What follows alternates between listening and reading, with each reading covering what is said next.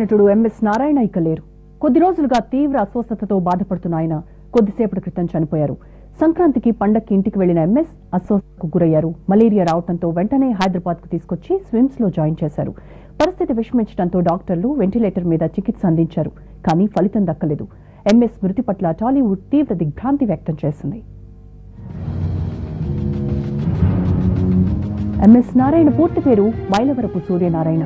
పశ్చిమ గోదావరి జిల్లా నిడమరులో మే 9, 1950లో పుట్టారు.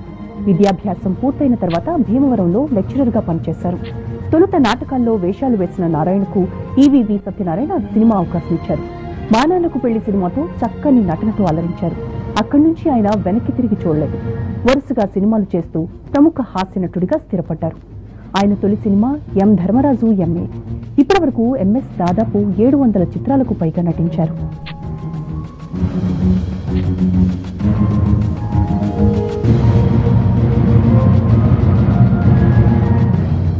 దీనికి సంబంధించి మా రిపోర్టర్ ఫణితో మాట్లాడదాం.